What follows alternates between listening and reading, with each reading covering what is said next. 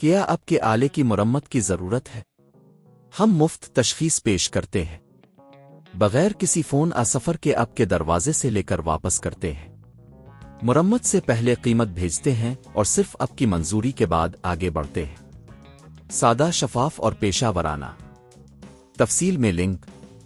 Dyson V10 کی battery کی تبدیلی ایک سادہ عمل ہے جو آپ خود بھی کر سکتے ہیں۔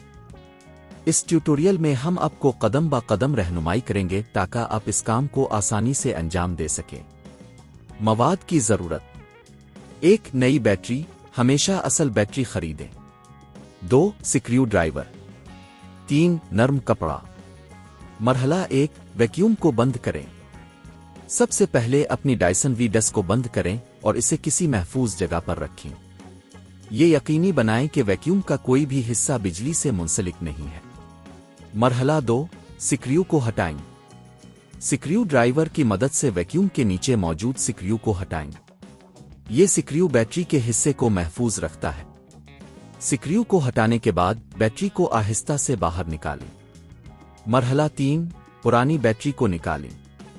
جب بیٹری باہر نکل جائے تو اسے احتیاط سے پرانی بیٹری کو نکالنے کے لیے ہینڈل کریں۔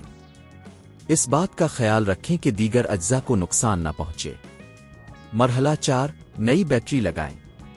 اب نئی بیٹری کو صحیح جگہ پر رکھیں۔ اسے اچھی طرح سے دبائیں تاکہ یہ درست طور پر جڑ جائے۔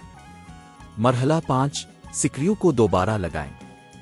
نئی بیٹری کو نصب کرنے کے بعد سکریو کو دوبارہ لگائیں۔ یہ یقینی بنائیں کہ سکریو اچھی طرح سے لگا ہوا ہے تاکہ بیٹری محفوظ رہے۔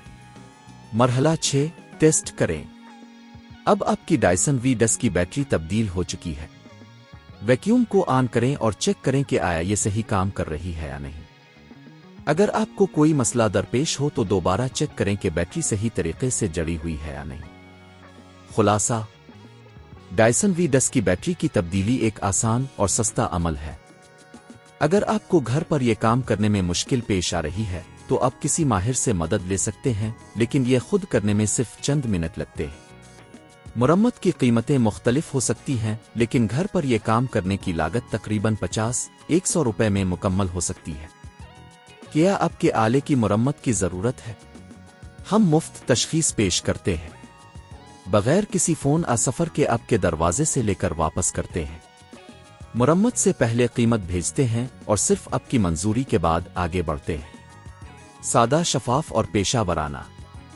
تفصیل میں لنک۔